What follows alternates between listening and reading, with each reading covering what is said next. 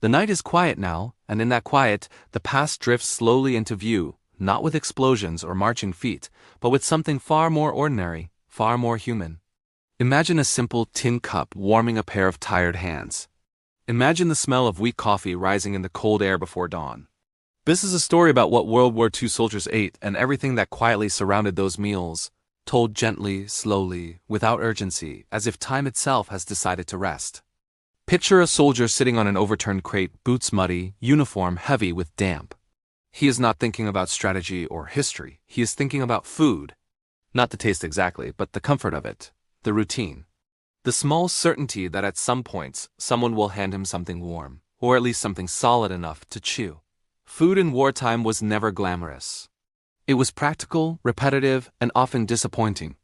Yet it became one of the strongest anchors to normal life. For many soldiers, meals marked the passing of days more clearly than calendars ever could. Breakfast meant morning had arrived. Supper meant survival through another stretch of danger. In the early mornings, before the sun lifted itself over the horizon, soldiers often woke to the sound of metal clinking. Mess kits opened, cans scraped against knives. Breakfast might be a simple ration biscuit, hard enough to knock against teeth, softened only by dipping it into hot liquid. Coffee, when available, was thin and bitter, sometimes made from substitutes rather than real beans. Still, it was hot, and that mattered more than flavor. American soldiers carried rations carefully designed to survive rough handling. The famous K rations and C rations were packed with intention, not pleasure. Inside small cardboard boxes were tins of meat, crackers, powdered drinks, and sometimes a small bar of chocolate. The chocolate was dense and not very sweet, designed not to melt easily, even in heat. Many soldiers complained about it, but they ate it anyway, slowly knowing calories were precious. British soldiers relied heavily on bully beef, a canned corned beef that became both infamous and familiar. The sound of opening a tin of bully beef was unmistakable. A key was attached, twisted carefully, peeling back the metal lid. Inside was meat packed tightly, salty and heavy. It could be eaten cold, sliced thickly, or warmed if there was time and safety enough to build a small fire. Sometimes it was fried in a pan scavenged from a ruined kitchen. Sometimes it was eaten straight from the tin with a bayonet tip. German soldiers often received bread, dark and dense, sometimes mixed with fillers during shortages. Sausage was common early in the war, along with cheese and potatoes. As the conflict dragged on and supply lines stretched thinner, portions shrank. Soldiers learned to eat slowly, to make each bite last. Soup became thinner, bread harder, meat rarer. In winter, food took on a different meaning. Cold had a way of hollowing out the body, making hunger sharper, more insistent. Frozen bread had to be chipped apart. Butter turned solid as stone. Soldiers warmed tins inside their coats, hoping body heat would soften the contents just enough to make eating easier. On the Eastern Front, hunger followed soldiers like a shadow. Meals were often delayed, interrupted, or lost entirely. Soldiers scavenged when they could. A potato pulled from frozen earth, a handful of grain. Sometimes a farm animal, slaughtered quietly, cooked quickly, shared wordlessly. Cooking, when it happened, was rarely elaborate. A helmet could become a pot. A shovel could serve as a frying surface. Fires were kept small and low, hidden from view. Smoke was dangerous. Smell could carry. Food had to be prepared quickly, eaten quickly, and cleaned away quickly. Yet even in these rushed moments, there was ritual. Someone always stirred. Someone always divided portions carefully, making sure no one received more than another. Fairness mattered deeply. Hunger sharpened the sense of justice. In the Pacific, heat replaced cold as the enemy. American and Japanese soldiers alike struggled with food spoiling quickly.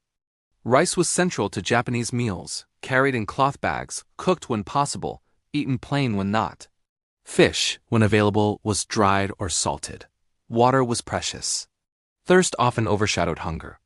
American soldiers in the jungle ate canned food day after day. Spam became a constant companion.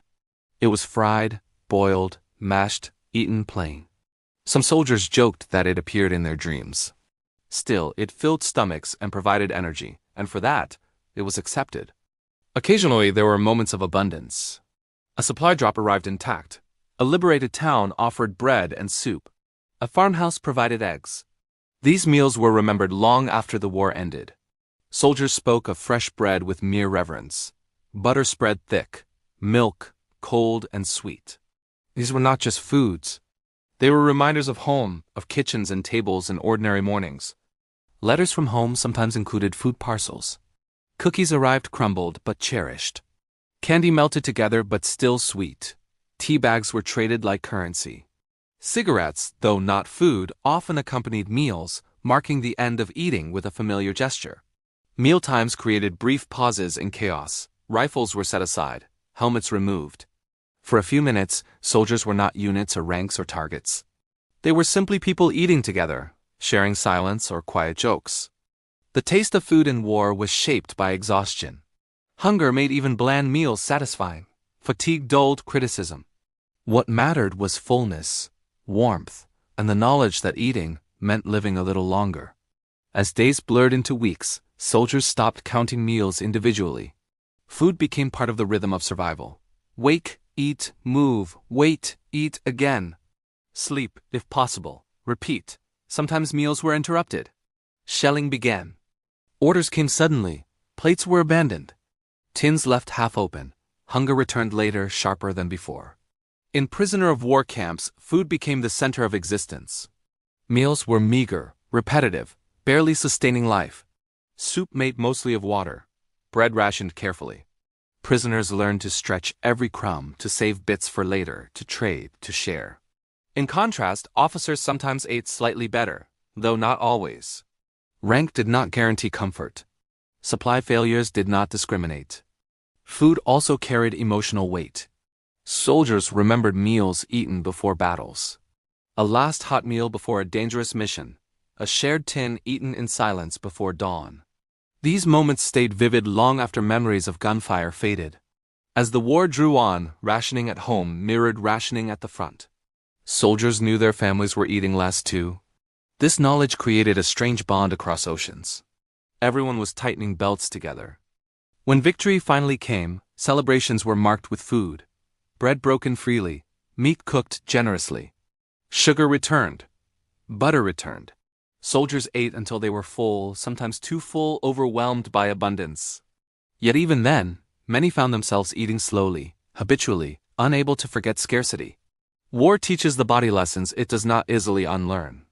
Now, as the night deepens, imagine that soldier again, sitting quietly, finishing a simple meal. The tin is empty, the cup is drained. He packs everything away carefully, nothing is wasted. He leans back, closes his eyes for a moment, letting warmth settle in his stomach.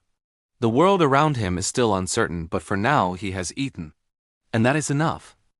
After the meal is finished, there is often a long stretch of waiting. Waiting was as common as hunger.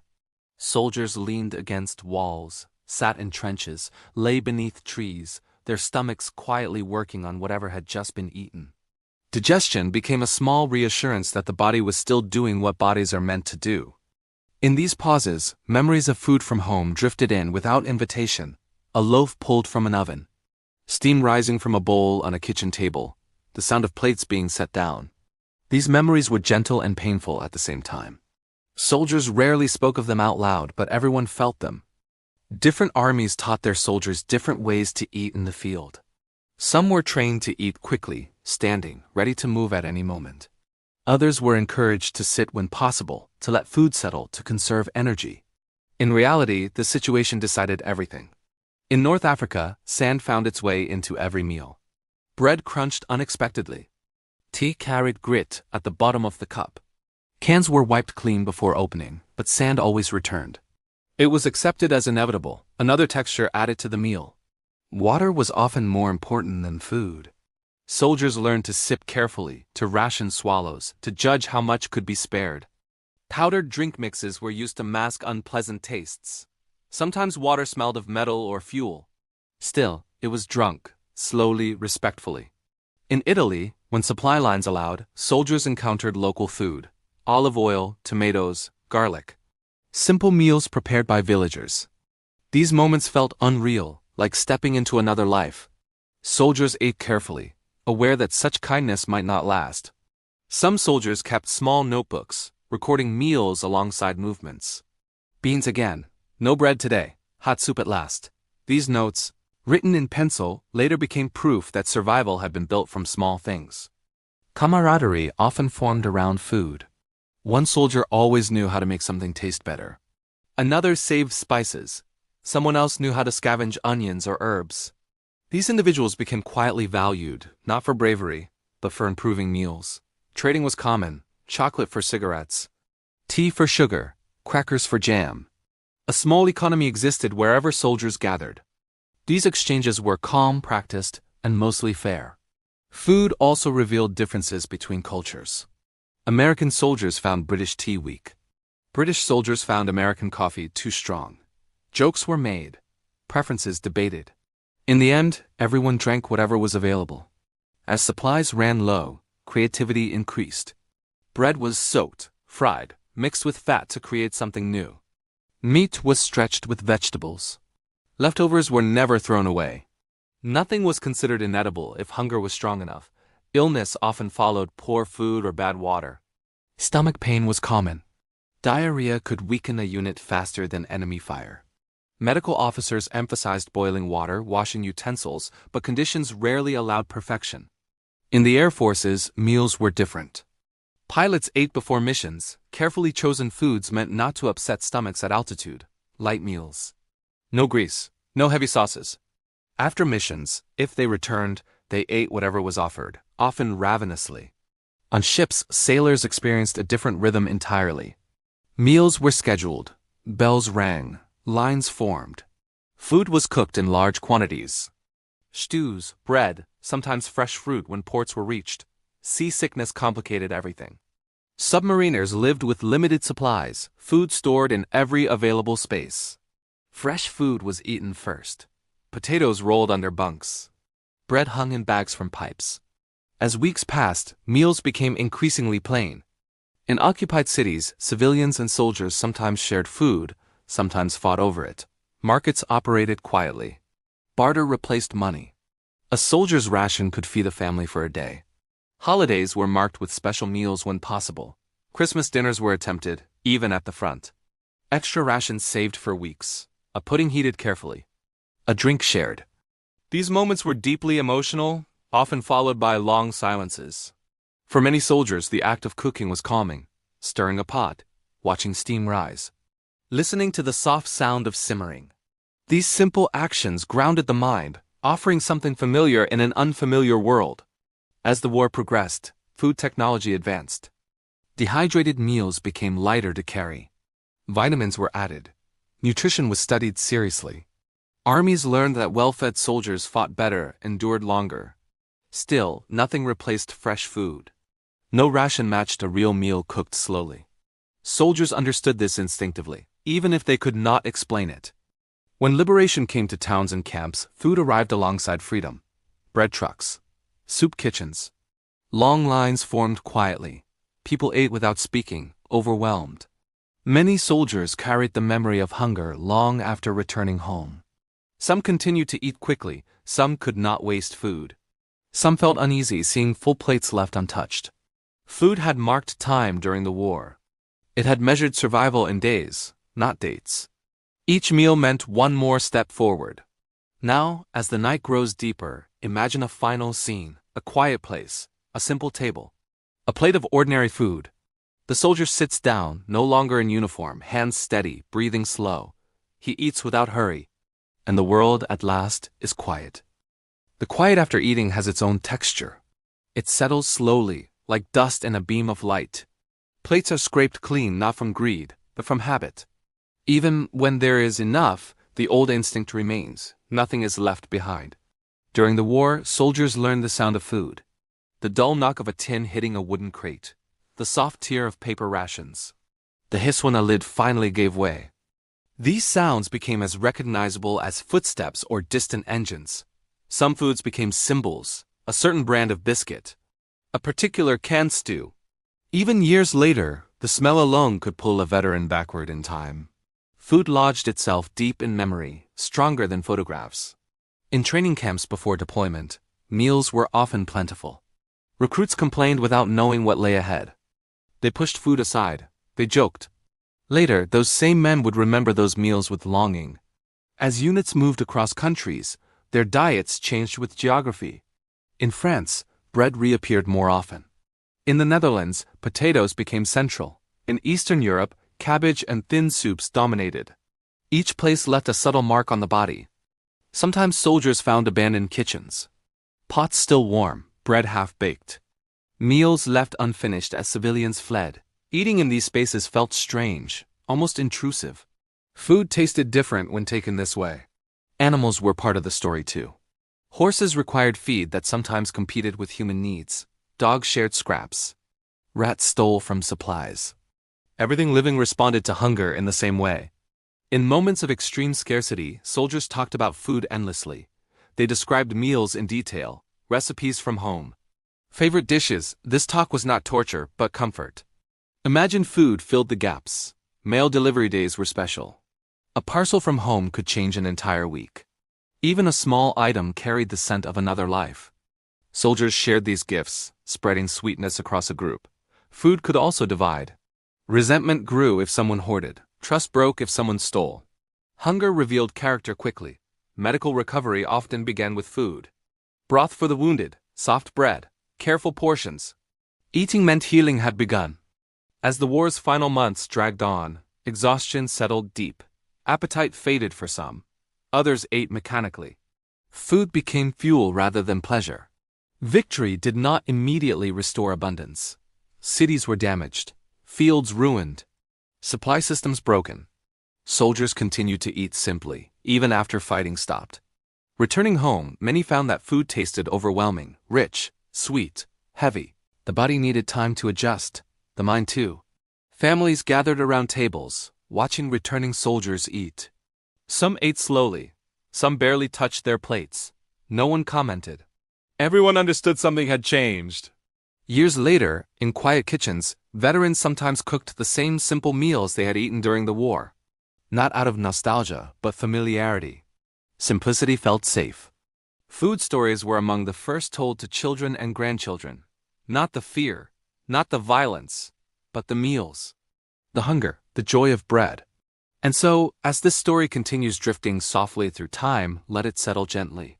Imagine the steady rhythm of eating, the comfort of routine, the warmth spreading slowly. Nothing dramatic now. Just breathing. Just being. As the years move further away from the war, the memory of food remains strangely close. It lingers not in sharp detail, but in feelings. A sense of gratitude. A quiet awareness of fullness. An understanding that eating is never guaranteed, only borrowed for a time.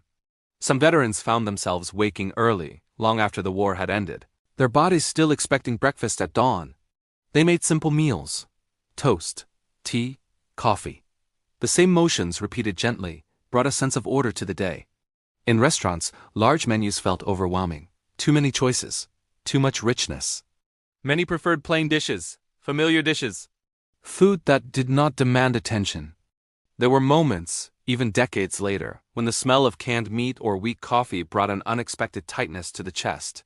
Not fear, not sadness exactly. Just memory rising quietly, like steam. Food shortages in later years, during strikes or natural disasters, stirred old instincts. Stocking shelves. Saving scraps, eating carefully. The body remembered what the mind tried to forget. For some, gardening became important. Growing vegetables. Watching food emerge slowly from soil. This was not about efficiency, but control. About knowing where sustenance came from. Cooking for others became an act of care. Plates filled generously. Second servings offered insistently. Hunger had once been an enemy. Now it was something to protect others from. In small towns and cities alike, veterans gathered occasionally. They ate together, often choosing modest places. Conversation drifted naturally toward food. Do you remember how hard that bread was? Do you remember that soup? Laughter followed. Gentle, knowing. Food had softened the memory of war. It had framed it in human terms. Meals instead of battles. Cups instead of weapons. And now, as this story slows even further, imagine the quietest possible scene. Evening light fading, a table cleared. Dishes drying on a rack, the soft hum of night outside. A person sits back, feeling full enough. Not stuffed, not wanting more. Just enough. Breathing deepens, thoughts slow. The body settles into rest. The long journey from hunger to comfort ends not with noise, but with calm. Night stretches wider now, and the story moves with it, unforced, unhurried, like a long breath drawn in and released slowly. Food, once urgent and scarce, becomes something softer in memory, something that no longer demands attention but still offers reassurance. In old age, some veterans kept small habits, without realizing why. Bread stored carefully. Cups rinsed immediately after use. Leftovers wrapped tightly and saved. These habits were not taught later in life. They were learned when waste meant weakness. Sometimes, late at night, hunger returned without reason. Not a real hunger, but a shadow of one. A memory the body replayed. A slice of bread or a glass of milk would quiet it, and sleep would return. Food during the war had taught patience. Waiting for supplies, waiting for water to boil, waiting for a turn. That patience lingered, shaping quiet lives afterward. In museums and books, rations were displayed behind glass. Neatly arranged, labeled, clean, visitors looked and nodded. But only those who had eaten them knew their true weight, their smell, their texture between tired teeth. Children listened to stories about the war and expected tales of action. Instead, they heard about soup, about bread, about how good something warm felt in cold hands. These were not boring details. They were the truth. In many homes, Sunday meals became sacred. Tables filled, everyone served, no one rushed. This was not tradition alone. It was response. An answer to years when eating had been uncertain. The body, once trained to endure hunger, slowly learned trust again, learned that meals would come regularly, learned that fullness could be expected. Still, that lesson took time. Even now, imagine a quiet kitchen somewhere. A kettle heating water, a simple pot on the stove. The movements are slow and deliberate. Nothing is wasted. Nothing is hurried. The meal does not need description. It is enough to know it exists. As sleep deepens, the mind lets go of details. Only the feeling remains. Warmth, safety, the gentle satisfaction of having eaten. The war fades further into the distance, carried away not by noise but by routine. By meals repeated day after day. By ordinary moments reclaiming space. And now there is nothing left to do. No hunger to answer. No waiting to endure. Only rest. The night continues to stretch, smooth and uninterrupted, and the story settles even deeper into stillness. There is no rush now, no urgency carried by hunger or fear. Only the slow remembering of ordinary things, the kind that quietly shaped lives. Imagine a long road after the war, not crowded, not busy. A person walks along it without uniform, without orders. The body still carries echoes of discipline, but the mind is lighter. Along the way, there are small cafes, simple kitchens, homes with open windows. The smell of cooking drifts out, onions warming in oil, bread browning gently, water simmering without boiling over. These smells are not dramatic, but they feel like proof that the world has learned how to feed itself again. During the war, meals were often eaten wherever there was space, on the ground, on crates, in trenches, in doorways. Afterward, tables felt almost luxurious. Chairs felt unnecessary but welcome. Sitting down to eat became an act of peace. Some veterans found they preferred silence while eating. The clatter of cutlery, the slow chewing, the pause between bites, these were enough. Others liked quiet conversation, gentle voices that did not demand attention. Loudness was rarely welcome. Food tastes different when eaten slowly. That was another lesson learned later. During the war, speed mattered. Eat fast before orders came. Eat fast before the fire went out. Eat fast before night fell. Afterward, there was time again. Time to notice texture, warmth, the way flavor lingered instead of disappearing. In markets rebuilt from rubble, people lined up calmly. There was patience in those lines. No pushing, no shouting. Everyone understood what it meant to wait for food. The simple act of queuing carried shared memory. For some, certain foods were avoided forever. Canned meat never entered the kitchen again. Thin soup was replaced with thicker stews. Hard biscuits were forgotten entirely. These were not dislikes. They were boundaries. Others embraced those same foods with affection, preparing them carefully, improving them, transforming what had once been survival rations into comfort dishes. Recipes changed slowly, shaped by memory and availability. Children born after the war grew up surrounded by food stories without realizing it.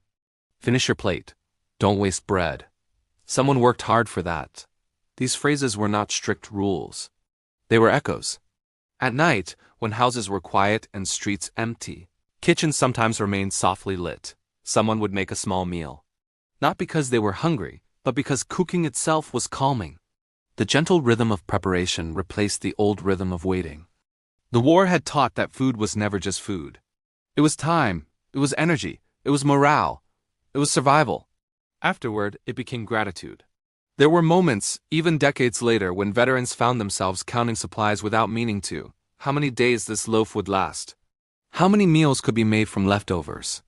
The mind still practiced old calculations, quietly, automatically.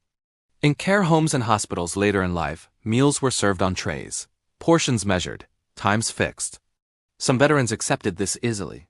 Others felt restless, unsettled by the loss of control over when and how they ate. Food had always been personal. Nurses noticed that many ate better when allowed to help. Stirring soup, buttering bread, holding a cup themselves. Independence, even in small acts, mattered. Seasonal foods brought particular comfort. Fresh vegetables in spring, heavier meals in winter. These rhythms had been disrupted during the war. Their return felt reassuring, like a clock finally ticking properly again. In quiet moments before sleep, thoughts sometimes returned to shared meals under strange circumstances. Eating beside strangers who became companions. Passing a tin from hand to hand. Dividing bread evenly, no one taking more than their share.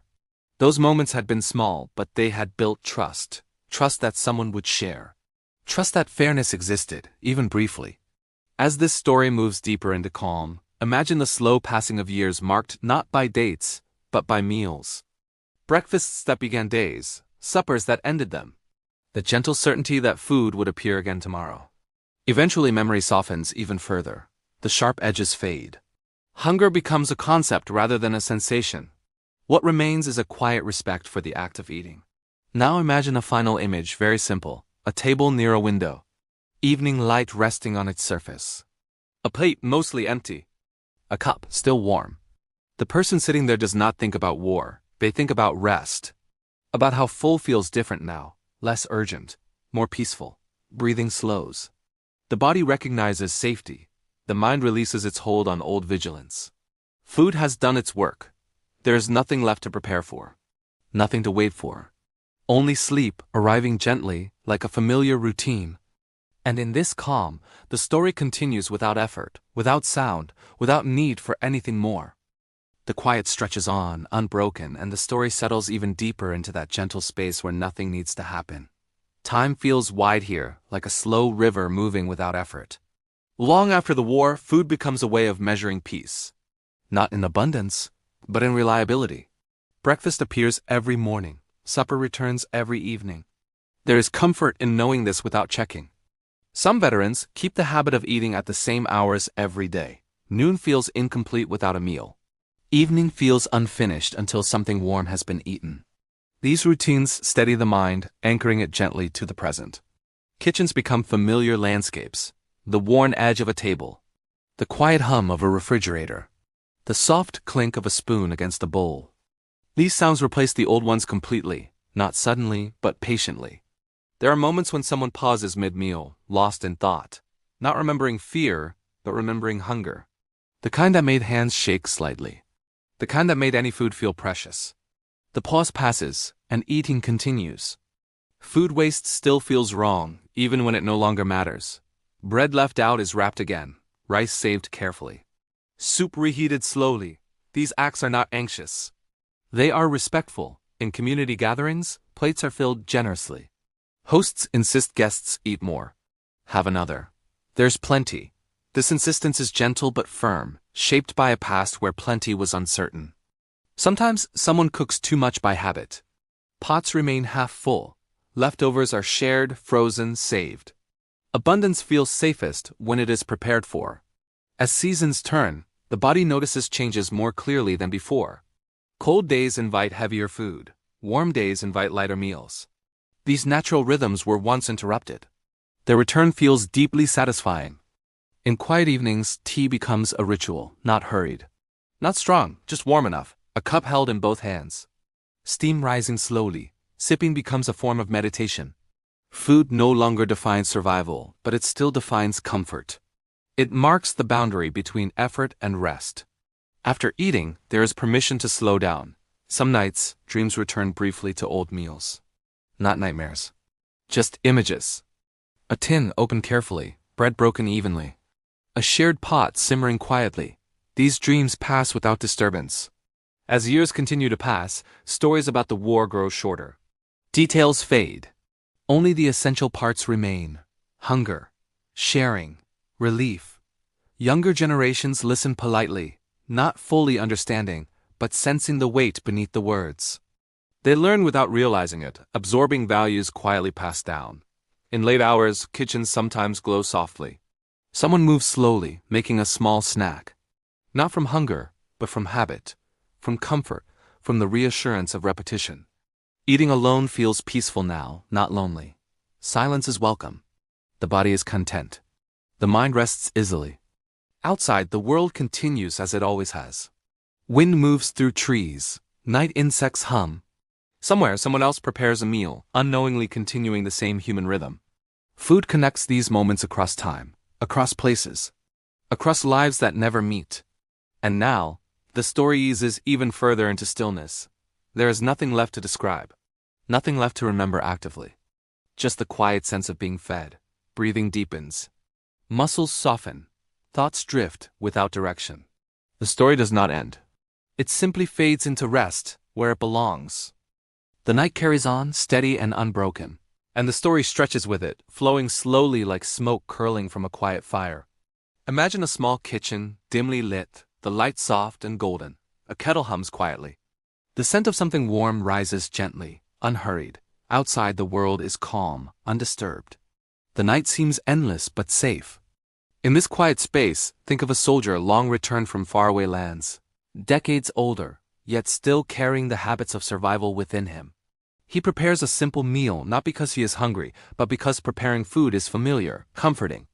Perhaps he slices a loaf of bread carefully, spreads a little butter, warms a modest piece of meat, pours tea slowly, deliberately. Every motion is precise. Learned through years of repetition, learned when nothing else was certain.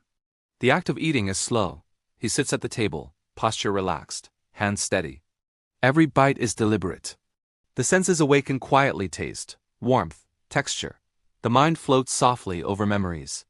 Not of battle, not of fear, not of loss, but of ordinary moments that carried extraordinary importance. The first hot meal after days of ration tins. The small thrill of butter on bread when supply lines allowed. The sound of friends laughing quietly over shared biscuits. These are the moments that remained long after uniforms were stored, and the sounds of marching faded. Outside, the wind moves through trees, brushing leaves gently against each other. A distant dog barks once and is still. Crickets hum in the background. The soldier's breathing matches the rhythm of this quiet world. In every bite, there is not hunger, but contentment. Not excitement, but reassurance. Sometimes in these quiet nights, memories drift like clouds. He recalls food carried in a knapsack, tins scratched and dented, biscuits broken and softened in pockets. Soup heated over low flames. Bread shared silently with a companion. These memories are not painful, they are reminders of endurance. Reminders that the ordinary act of eating could anchor the mind and body even in chaos. As he eats, he notices small things. The soft clink of a spoon against a plate. The steam rising from a cup. The way light falls on the tabletop. Each detail is gentle, precise, unhurried. There is time now to notice. Time now to appreciate. Even later, when the meal is finished, he does not rush to leave the table. He sits quietly, hands folded, listening to the night. Food has done its work. The body feels satisfied. The mind begins to release old tensions. Hunger, fear, urgency, all of them recede into memory, distant and muted. Perhaps he drinks a final sip of tea. Warmth spreads through the chest. Muscles relax. The cup is set down gently. Silence returns. Outside, the night deepens. Shadows lengthen. All is calm. In this quiet, the ordinary acts of life feel sacred. Preparing food, sharing meals, sitting quietly. These simple rhythms are powerful after years of disruption. They are proof that life continues, softly and steadily, that survival is no longer a matter of ration tins or hurried bites. Now, it is about patience, comfort, and quiet presence. Years later, when children or grandchildren visit, he may prepare the same meal for them. Perhaps he tells a story about simple things, bread, tea, biscuits, but he does so without dramatics. The words are slow, calm, rhythmic, meant to soothe rather than excite. The young listeners do not fully understand, but they sense the weight, the care, the quiet wisdom carried in each act. As the night stretches on further, imagine the soldier leaning back slightly, looking out the window at the darkened world. Stars glimmer softly. The air is still. The kitchen smells faintly of the meal just eaten. There is no hurry, no expectation, no interruption. He breathes in and out slowly. Time itself seems to pause. Memory drifts alongside the present. Past meals, present warmth, future calm, they blend seamlessly. The night wraps everything gently, like a soft blanket. Even when sleep arrives, it does so gradually. Limbs relax. Thoughts slow. The story of food, of survival, of ordinary quiet moments continues to float behind closed eyelids. It does not need to end. It simply continues in rhythm with breathing, heartbeats, and the slow passage of night. And in this deep calm, every detail of past meals, the warmth of broth, the texture of bread, the faint bitterness of weak coffee becomes a lullaby. The body remembers safety. The mind remembers routine. Hunger is only a memory, fading further with every heartbeat. The night continues, steady and unbroken. The quiet spreads across the world, reaching through walls, streets, forests, fields. Every small kitchen, every cup of tea, every loaf of bread becomes part of a gentle pattern that reminds the soul that it is safe, that it can rest. The night stretches further, still and deep, carrying the story softly onward. In the gentle dark, the memory of meals drifts slowly, like smoke curling from a fire long extinguished, but warm in the mind. Every bite eaten during those long years of war returns, not sharply, but like a quiet echo, blending with present comfort. Imagine a soldier, long past the battlefield, sitting at a modest table. The light of a single lamp flickers faintly across a plate of simple food. Perhaps bread, perhaps a soft slice of cheese, a small portion of meat. Nothing extravagant, nothing hurried. Just enough to fill the stomach and calm the mind. The kettle hums gently nearby, a soothing companion, reminding him of countless mornings when warmth was rare and hot water was precious. He eats slowly. Each bite is deliberate. The taste is simple but comforting.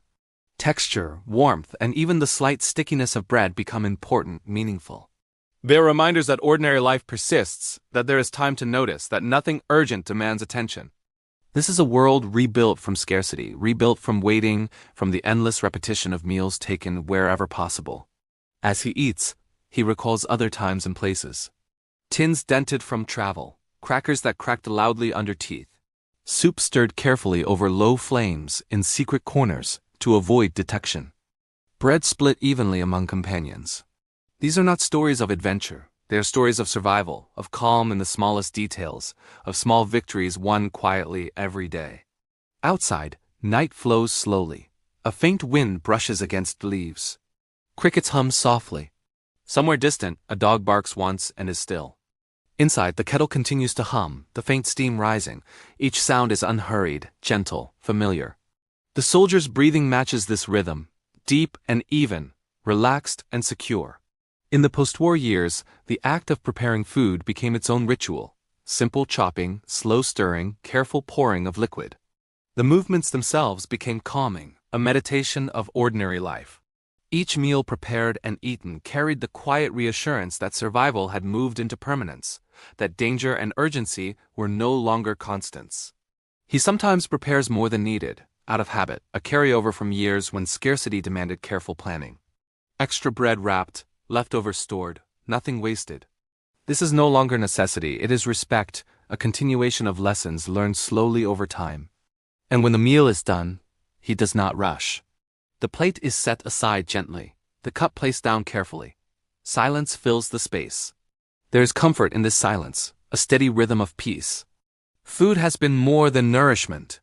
It has been a measure of time, a marker of survival, a quiet thread connecting past, present, and future.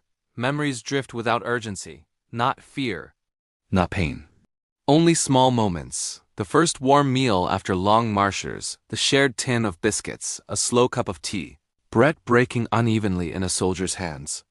Each memory drifts by like leaves floating on a still pond, soft and calm, unhurried. Even in the deepest quiet of the night, the mind recalls the rituals that kept soldiers grounded. Opening tins carefully, measuring rations, sharing evenly, stirring gently, warming meals over modest flames. These rituals shaped lives long after war ended. They became habits of care, patience, and respect for sustenance. And now, as the story continues, imagine this quiet spreading outward, from one small kitchen to another, from one plate to another, from one life to countless others. The rhythm of meals, preparation, warmth, and calm travels unseen, felt only as a steady heartbeat beneath the surface of awareness. Sleep draws closer. Limbs relax. Breathing deepens. Thoughts lose their sharpness. Hunger is no longer remembered as pain, only as distant sensation, fading softly into nothing. The world itself seems to slow, matching the unhurried pace of a body at rest. The quiet stretches further, steady and unbroken, carrying the story and its gentle memories onward. And even now, in the dark, there is comfort, warmth, safety, a soft presence of continuity. The story drifts alongside sleep, unhurried, carrying with it the rhythm of meals, the memory of ordinary comfort, and the endless calm of night. The night stretches endlessly, soft and still. Outside, shadows fall slowly, brushing over rooftops, trees, and empty streets. Inside, there is a faint glow from a lamp or a kitchen window, enough to see the outline of a table and a simple plate of food. The soldier, no longer in uniform, no longer bound by orders, sits quietly, savoring the ordinary act of eating. Each movement is deliberate. Spreading butter carefully, slicing bread with calm precision, lifting the cup of tea with steady hands. The taste of food is subtle now, but satisfying. Bread, warm and soft. Meat, simple and well cooked. Tea gentle on the tongue. No longer a matter of survival, it has become a ritual. The body remembers hunger, but now experiences it as appreciation. Each bite carries not urgency but peace. He remembers faintly how it once was. Breakfasts in the morning mist, tins dented and scratched, biscuits cracked in pockets, weak coffee brewed over a low flame. The smell of soup rising quietly in the dark, careful not to alert anyone. Sharing a small portion of bread with a companion who had gone without. Each memory comes not as a sharp image but as a soft echo, distant yet warm. Meals in the present are slower, easier. There is time to notice every detail, the sound of a spoon clinking against a cup, the steam curling from a bowl, the way light plays across the tabletop.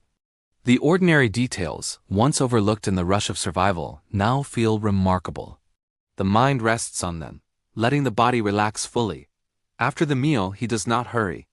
The plate is cleared slowly, the cup placed gently on the counter. Silence fills the room, deep and unbroken.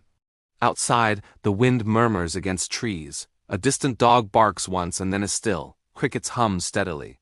These quiet rhythms mirror the calm in the kitchen, the rhythm of peace learned only after years of chaos. Sometimes he recalls small moments that had been extraordinary at the time. A tin of soup shared by a friend in a cold trench. A small piece of chocolate that seemed like treasure.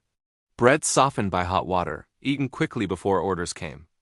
These acts of ordinary survival, repeated over countless days, now return as gentle reminders of resilience, care, and patience. In the post-war years, preparing food became a kind of meditation. Chopping slowly, stirring carefully, pouring gently, these motions anchor the mind, steady the hands, soothe the nerves. Meals are prepared with respect, eaten with calm, remembered without rush.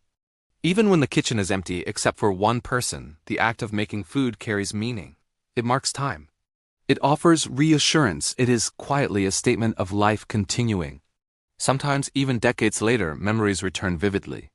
The smell of tins, the texture of hard biscuits, the faint bitterness of weak coffee. The body recognizes them instantly, though the mind only recalls the gentle sensations, not the fear. These sensory echoes drift softly through thought, like mist across a still pond. The mind lingers for a moment, and then releases, allowing peace to return. There are habits formed long after the war that persist. Bread is never wasted. Leftovers are wrapped carefully. Cups are rinsed immediately. Portions are measured. These are not strict rules but habits of respect and care.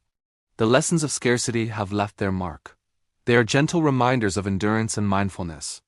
In quiet evenings, the soldier sometimes prepares more food than necessary. Not from hunger, not from habit, but from respect for the act itself. Bread is wrapped. Soup is portioned. Tea is poured slowly. There is comfort in abundance handled carefully. Each meal becomes a small ritual, marking the day with purpose, yet without stress. The nights carry on softly. The act of eating, washing, and sitting quietly is repeated in the mind, drifting outward into the night. Outside, the world continues to breathe gently. Trees sway, shadows stretch, insects hum. The rhythm of life persists in small, ordinary ways, echoing the routines that once sustained soldiers during war and now sustain those who remember. Sleep creeps closer. The limbs relax. Breathing slows. Thoughts lose their sharp edges. Hunger is only memory now, fading with each breath. The mind drifts over past meals, present warmth, and future quiet, blending everything into a single soft rhythm. Even when the body moves to bed, the story continues quietly. Food, warmth, memory, and ritual follow gently, carrying a sense of security and calm. Each heartbeat matches the slow, steady cadence of life lived and survived, of ordinary acts remembered and respected. And now the quiet deepens further. The story flows alongside breathing, unhurried, soft, infinite. There is no need for urgency, no rush, no conclusion. Only the gentle, enduring comfort of meals remembered, meals prepared, and meals quietly enjoyed. The night is still, and the world seems to have paused. Inside a small kitchen, the lamp casts a warm glow, soft and steady, illuminating a modest table. On it rests a simple meal bread, perhaps some cheese, a warm cup of tea. Each item is ordinary yet extraordinary in its quiet presence. The soldier, long returned from battlefields far away, moves slowly, deliberately. He lifts the cup, feels the warmth seep into his hands, and takes a small, measured sip. The tea is neither strong nor bitter, just warm and comforting, a gentle companion in the calm of the evening. He picks up a slice of bread, feeling its texture between fingers before biting slowly. The taste is simple. The softness is gentle against tired teeth. He chews deliberately, not from urgency, but from the pleasure of having time, of being able to notice, of being safe.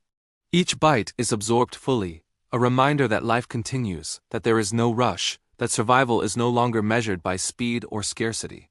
The mind drifts, slowly and lazily, over memories of past meals. He recalls biscuits hard enough to chip teeth, soaked in tea to soften them. Soup warmed over tiny flames, smoked just slightly from hurried preparation. Tins opened with care, shared evenly among companions. Bread torn unevenly, yet divided fairly, because fairness mattered more than flavor. These recollections are not painful. They are calm, comforting, a testament to endurance. Outside, the night moves quietly. Leaves brush softly against one another. A distant animal moves through grass. The air carries only gentle sounds. The soldier's breathing falls into rhythm with this stillness, deep, steady, measured.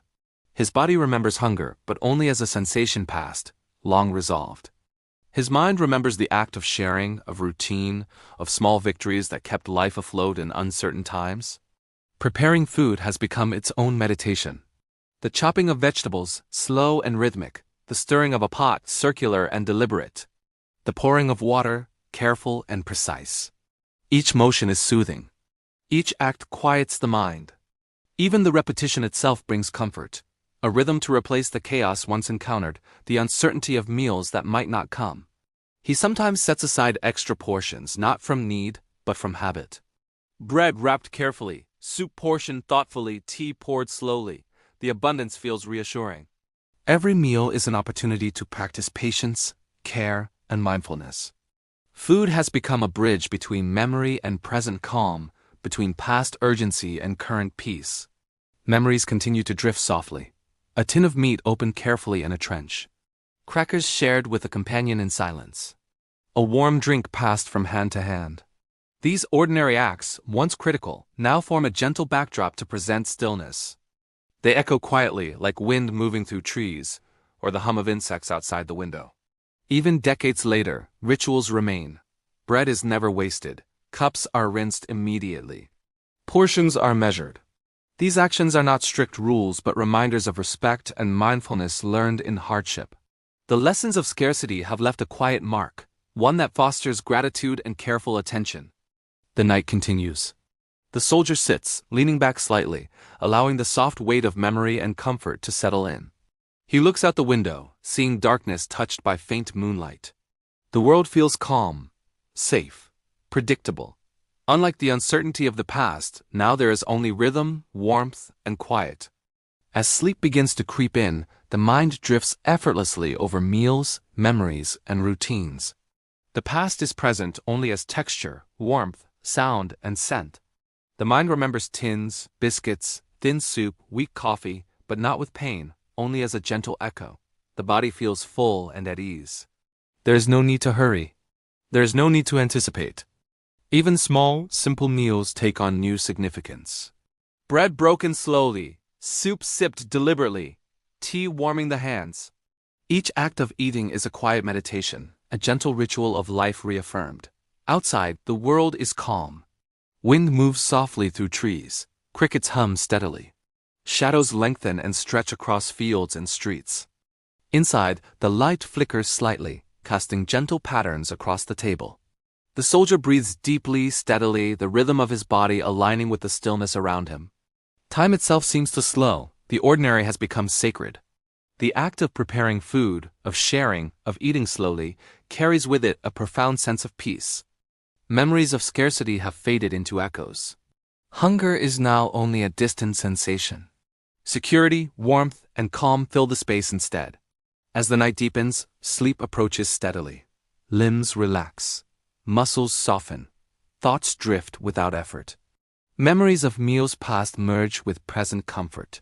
Future moments remain gentle, unhurried, unmarked by urgency. The story itself flows quietly, like a slow river moving through endless calm.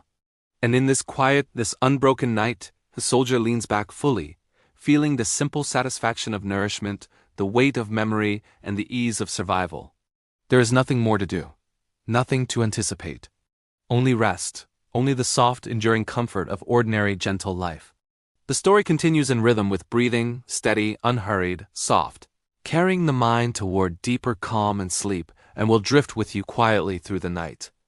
The night is deep, soft, and endless, stretching quietly beyond windows and rooftops. Inside a small, warm kitchen, the lamp casts a gentle glow over a table. On the table, simple food waits: a slice of bread, a modest piece of cheese, perhaps a warm cup of tea. The soldier sits quietly, long returned from distant battlefields, yet carrying the habits and rhythms of survival within him. Every motion is deliberate, calm. Lifting the cup, feeling its warmth in his hands. Taking a measured sip. Bread is broken slowly, cheese cut carefully. Each bite is absorbed fully, not out of necessity, but as a meditation, a gentle act of presence. The mind drifts softly over memories of the past. Tins dented from travel. Crackers carried in pockets, hard and brittle. Soup warmed over small flames, the smell drifting into cold air. Bread divided evenly among companions. A small act of fairness in a world that often offered none. These moments were ordinary then, yet extraordinary in their importance. Now, they return as calm echoes, felt in the body rather than understood fully in thought. Outside, the world hums quietly. Leaves brush softly against each other, a distant bird calls and fades. The wind moves gently, carrying the faint scent of earth and night. Inside, the kettle hums. Steam rises from a cup, curling slowly, almost lazily, as if time itself has slowed. The soldier breathes in rhythm with this quiet, steady world. Each breath carries calm. Each heartbeat matches the soft, unbroken rhythm of the night. Preparing food has become a ritual. Chopping, stirring, pouring, slicing, each motion deliberate, soothing, repetitive. It is no longer survival. It is mindfulness, a quiet recognition of life continuing. Meals are made carefully. Portions are measured, leftovers saved, bread wrapped, soup cooled and reheated thoughtfully. These small acts create a rhythm of security, a reassurance that life is steady, predictable, and gentle. Sometimes he prepares more than necessary. Extra portions sit nearby, wrapped or stored, not because they are needed, but because abundance feels comforting. Every act, no matter how simple, carries a sense of care, a quiet respect for sustenance and the passage of time. The ordinary has become sacred. Memories continue to drift. A shared tin of biscuits on a cold morning. Soup passed between friends in a quiet trench. Tea sipped slowly before dawn. Bread broken unevenly yet fairly. These echoes are gentle now, distant and soft, fading into the calm of the present. They are reminders not of fear or pain, but of resilience, patience, and quiet companionship. Even decades later, habits persist. Bread is never wasted. Cups are rinsed carefully, portions measured. These actions are automatic now, woven into life. They are not rules, but whispers of care, habits born from necessity and honed by reflection. The body remembers what the mind cannot name. The night continues without interruption. The soldier sits quietly, observing small details. Steam rises from the cup, the surface of the bread glows softly in the lamplight, the shadows stretch across the table. Outside, crickets hum steadily, the wind moves gently, and the world continues in soft rhythm. Inside, everything is calm. Warmth and satisfaction settle in the chest. Hunger is only memory. Peace fills the space. Sleep creeps closer. Limbs relax, muscles loosen, thoughts slow, drift, and settle. Memories of meals past merge with present comfort, blending seamlessly into an unbroken calm. The act of eating, once a matter of survival, has transformed into meditation, a gentle rhythm guiding the body and mind into rest. Even the smallest meals hold significance. Bread broken slowly, soup sipped deliberately, tea warming the hands. Every motion reinforces safety, security, and the quiet joy of ordinary life. The habits of scarcity have softened into habits of care. The mind recognizes nourishment as comfort, not necessity. Outside, night stretches further, shadows grow longer. Wind moves softly through leaves. Distant sounds are muted and gentle. Inside, the lamp flickers faintly, casting a steady golden glow. The soldier leans back slightly, feeling the gentle weight of satisfaction settle into his body. His breathing is slow, regular, and untroubled. Time itself seems to pause. The ordinary, the gentle, the simple, has become a refuge. Preparing food, eating slowly, observing the quiet. These small acts, once shaped by urgency and survival, now mark life with calm, predictability, and reassurance. And now sleep draws near, limbs are relaxed, thoughts drift. Memories of past meals, present comfort, and quiet, ordinary life blend together seamlessly.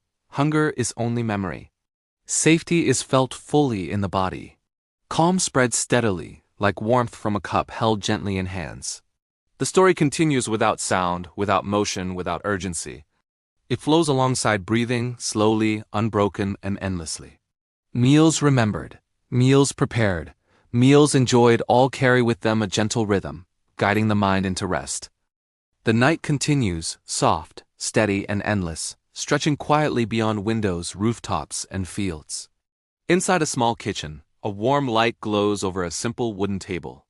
A modest meal rests there, a slice of bread, a bit of cheese, a warm cup of tea.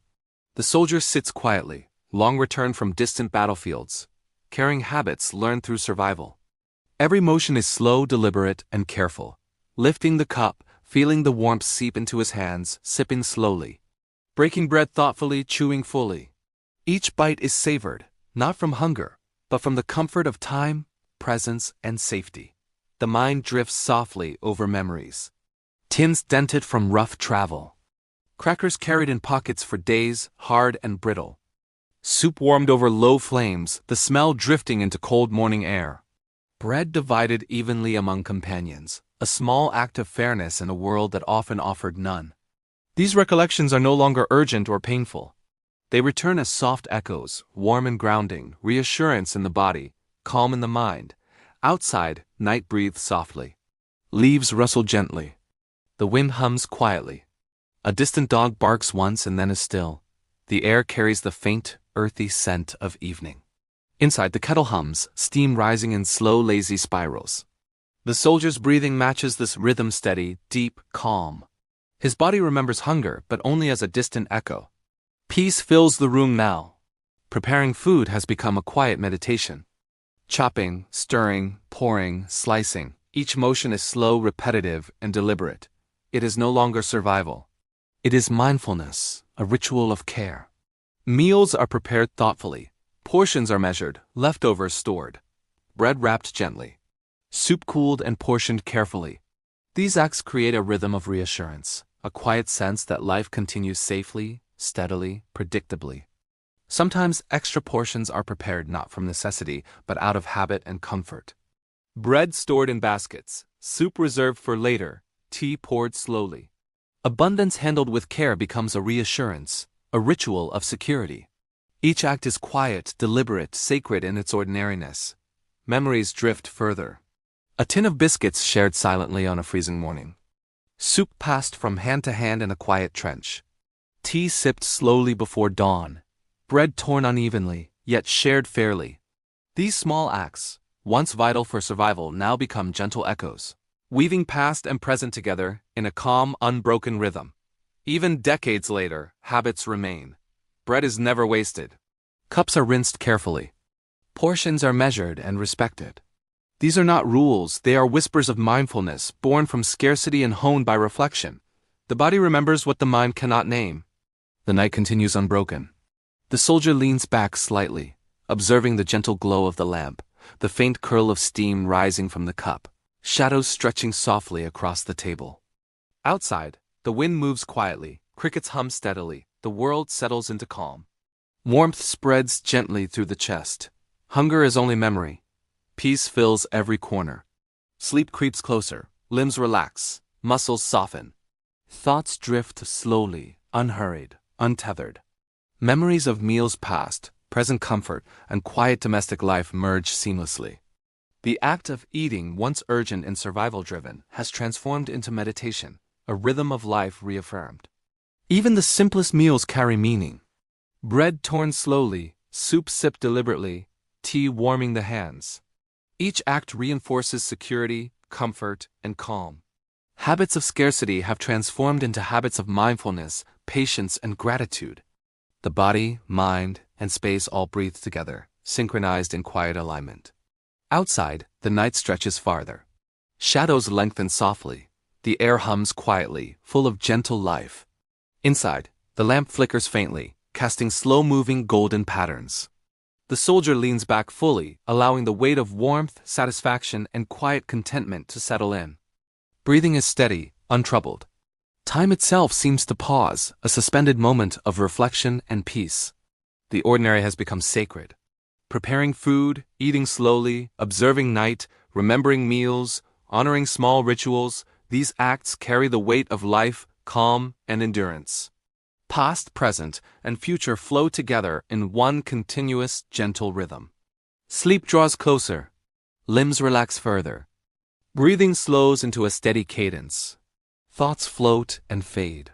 Hunger is a distant echo. Safety, warmth, and calm fill the body completely. Memory drifts like soft mist over a quiet pond, smoothing the edges of years, carrying every small act of care forward. The story continues alongside the body's breathing, endlessly unbroken, soft. Meals remembered, meals prepared, meals quietly enjoyed, forming a rhythm that guides the mind and body toward rest. Ordinary acts, once vital for survival, now cradle the soul. Calm has become habit. Peace has become ritual.